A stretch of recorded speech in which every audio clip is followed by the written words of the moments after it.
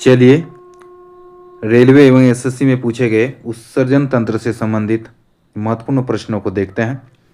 Video में अंतिम तक बने रहिएगा और हाँ, यदि चैनल में नए हैं तो चैनल को सब्सक्राइब जरूर कर लीजिएगा और एक लाइक जरूर कर दीजिएगा। चलिए चलते हैं बिना देरी के हुए पहला प्रश्न की तरफ। पहला प्रश्न है, वृक्क शरीर क्रिया विज्ञान में नेफ्रॉन का कौन सा खंड मूत्र को सांद्रित करने वाले परासरणी प्रवणता को उत्पन्न करने के लिए सबसे महत्वपूर्ण है? वृक्क शरीर विक्रिया विज्ञान में नेफ्रॉन का कौन सा खंड मूत्र को सांद्रित करने वाले परासरणी प्रवणता को उत्पन्न करने के लिए सबसे महत्वपूर्ण है? तो इसका सही उत्तर हो जाएगा ऑप्शन डी, हेनले का लूप। जी हाँ, याद रखिएगा, ऑप्शन डी, हेनले का लूप। आगे है, हमारे शरीर से हानिकारक उपापचय अपशिष्टों को किस जैविक प्रक्रिया द्वारा निष्कासित किया जाता है? हमारे शरीर से हानिकारक उपापचय अपशिष्टों को किस जैविक प्रक्रिया द्वारा निष्कासित किया जाता है? तो सही उत्तर हो जाएगा ऑप्शन डी, उत्सर्जन द्वारा। प्रश्न संख्या 3, निम्नलिखित में से कौन सा मूत्राशय के दाब को नियंत्रित करता है? तो मूत्राशय के दाब को नियंत्रित करता है तंत्रिका तंत्र। ऑप्शन बी बिल्कुल सही हो जाएगा। आगे है, मानव में नाइट्रोजन युक्त अवशिष्ट पदार्थ उत्पन्न करने वाली चयापचय गतिविधियों को किसके द्वारा हटा दिया जाता है? मानव में नाइट्रोजन युक्त अवशिष्ट पदार्थ उत्पन्न करने वाली चयापचय गतिविधियों को किसके द्वारा हटा दिया जाता है? सही उत्तर ऑप्शन बी, उत्सर्जन तंत्र के द्वारा। प्रश्न संख्या 5, मानव शरीर में मूत्र निर्माण का उद्देश्य क्या है? मानव शरीर में मूत्र निर्माण का उद्देश्य क्या है? सही उत्तर ऑप्शन डी, रुधिर से अवशिष्ट पदार्थों का निष्पंदन। आगे है प्रश्न संख्या 6, मनुष्य के गुर्दे के निस्यंदन की इकाइयों को क्या कहते हैं? मनुष्य के गुर्दे के निस्यंदन की इकाइयों को क्या कहते हैं? तो सही उत्तर ऑप्शन बी, नेफ्रॉन्स। प्रश्न संख्या 7, डायलिसिस की प्रक्रिया किससे संबंधित है? तो डायलिसिस की जो प्रक्रिया होती है वो गुर्दा किडनी से संबंधित होता है। प्रश्न संख्या 8, अल्ट्रा फिल्ट्रेशन संबंधित है। अल्ट्रा फिल्ट्रेशन किससे संबंधित है? तो याद रखिएगा ऑप्शन बी, उत्सर्जन से। प्रश्न संख्या 9, वास डिफरेंस से आने वाली ट्यूब के साथ एकजुट होता है ताकि मूत्रमार्ग नामक एक आम मार्ग बन सके। तो सही उत्तर हो जाएगा ऑप्शन डी, मूत्राशय। जी हाँ, वास डिफरेंस मूत्राशय से आने वाली ट्यूब के साथ एकजुट होता है ताकि मूत्रमार्ग नामक एक आम मार्ग बन सके। प्रश्न संख्या 10, हम मूत्र त्याग की उत्तेजना को नियंत्रित कर सकते हैं। तो हम जो है मूत्र त्यागने की उत्तेजना को कैसे नियंत्रित कर सकते हैं? तो मांसपेशियां मूत्राशय के तंत्रिका नियंत्रण में होने पर। ऑप्शन ए बिल्कुल सही हो जाएगा। प्रश्न संख्या 11, इनमें से कौन सा अंग उत्सर्जन तंत्र से संबंधित नहीं है? तो कोरोनरी धमनी। जी हाँ, कोरोनरी धमनी जो होता है वो हृदय से संबंधित होता है, वो जो है तंत्रिका उत्सर्जन तंत्र से संबंधित नहीं होता है। ऑप्शन ए बिल्कुल सही हो जाएगा। प्रश्न संख्या 12, गुर्दे की नलिका की परत में मौजूद होती है। तो क्या मौजूद होता है? तो क्यूबॉइडल एपिथेलियम। जी हाँ, क्यूबॉइडल एपिथेलियम जो होता है वो गुर्दे की नलिका की परत में मौजूद होती है। ऑप्शन सी बिल्कुल सही हो जाएगा।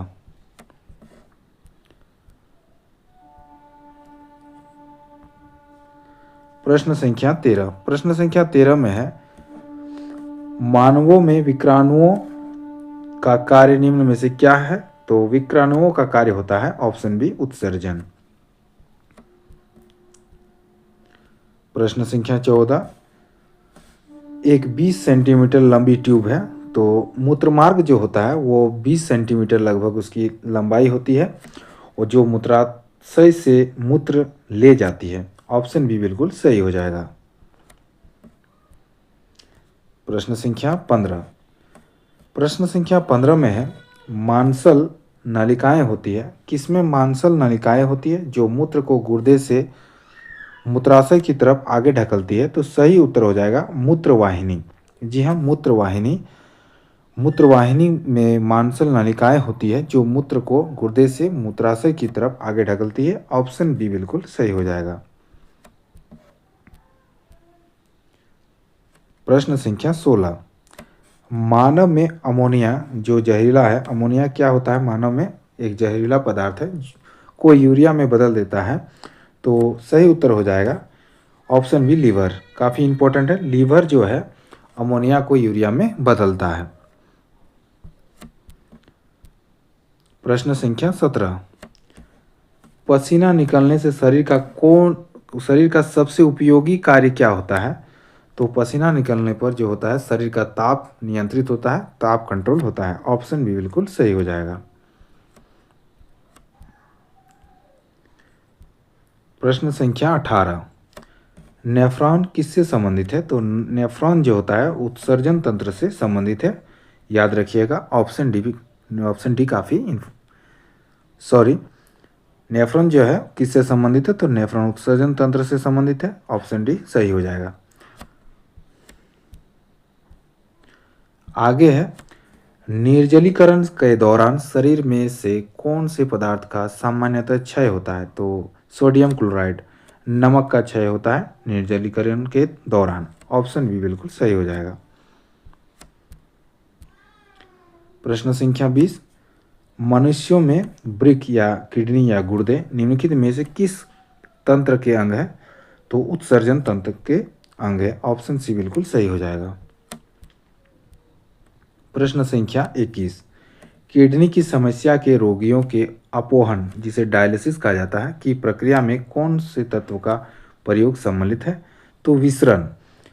ऑप्शन ए बिल्कुल सही हो जाएगा, याद रखिएगा। प्रश्न संख्या 22, मानव मूत्र का पीला रंग किस वर्ण के कारण होता है? कौन सा पिगमेंट होता है? तो याद रखिएगा ईरोक्रोम। ऑप्शन बी सही हो जाएगा। प्रश्न संख्या 23, गुर्दे की पथरी किडनी स्टोन जिसे कहा जाता है मुख्य रूप से किस रासायनिक यौगिक से बनी होती है? तो याद रखिएगा कैल्शियम ऑक्सलेट से। ऑप्शन बी बिल्कुल सही हो जाएगा। आगे है एक स्वस्थ वयस्क मनुष्य एक दिन में औसतन कितना मूत्र त्याग करता है? तो सही उत्तर हो जाएगा 1 से 1.5 लीटर। याद रखिएगा 1 से 1.5 लीटर। प्रश्न संख्या 25, प्रश्न संख्या 25 में है हिलने का लूप का मुख्य कार्य क्या है? तो जल और सोडियम का पुनः अवशोषण। काफ़ी बार पूछा गया है ये सवाल। हिलने का लूप का मुख्य कार्य क्या है? जल और सोडियम का पुनः अवशोषण हिलने के लूप का मुख्य कार्य है।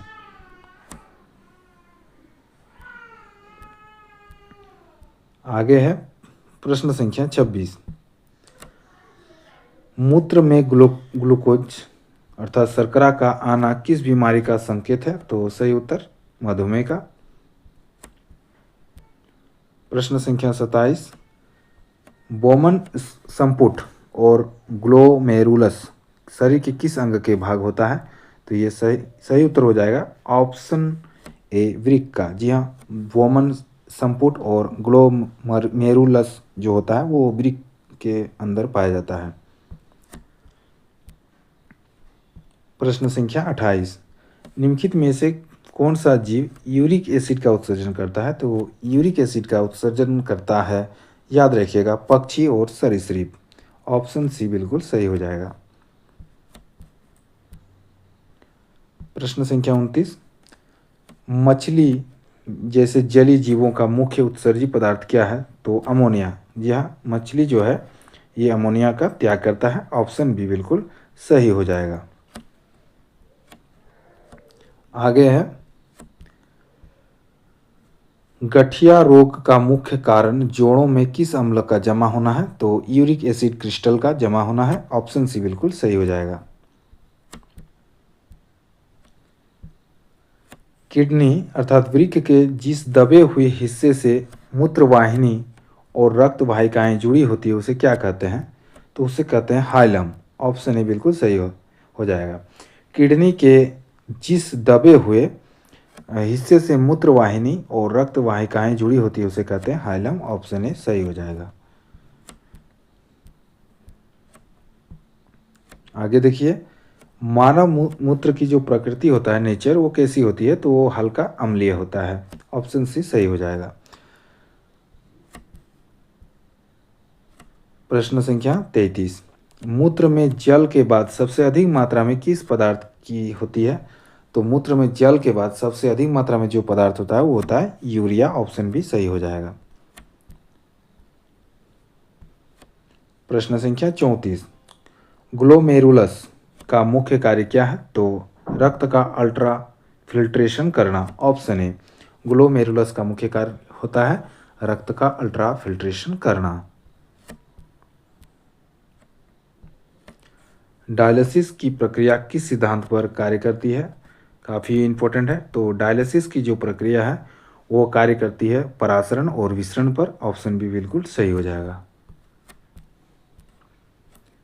प्रश्न संख्या 36, मानव शरीर में जल का संतुलन बनाए रखने के लिए कौन सा अंग जिम्मेदार है? तो वृक्क। जी हाँ, किडनी जो होती है वो मानव शरीर में जल का संतुलन बनाए रखती है। प्रश्न संख्या 37, मूत्रवाहिनी पथरी के दर्द का कारण क्यों बनती है? मूत्रवाहिनी पथरी के दर्द का कारण क्यों बनती है? तो सही उत्तर हो जाएगा ऑप्शन बी, क्योंकि इसमें पेरिस्टालिसिस गति होती है। क्योंकि इसमें पेरिस्टालिसिस गति होती है और पथरी अटकने पर ऐंठन होती है। ऑप्शन बी सही हो जाएगा।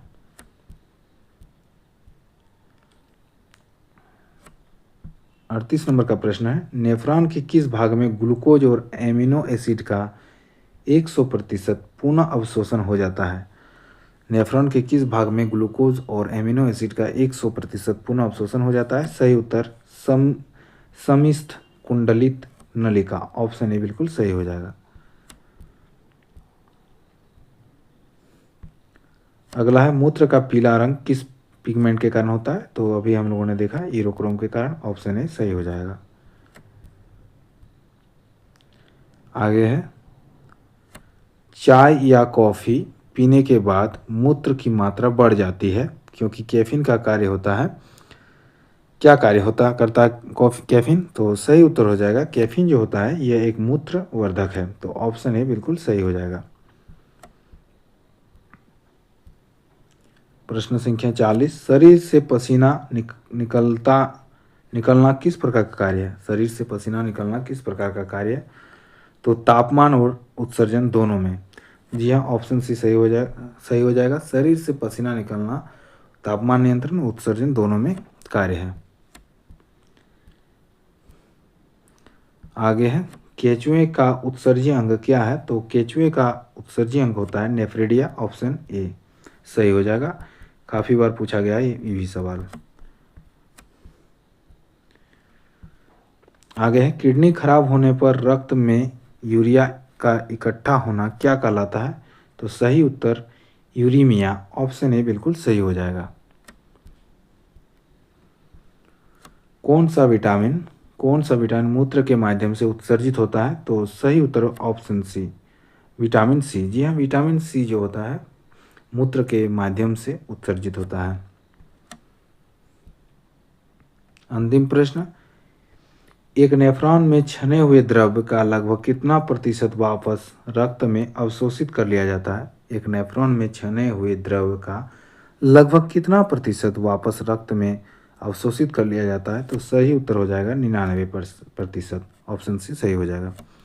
तो ये था दोस्तों उत्सर्जन से संबंधित 45 प्रश्न।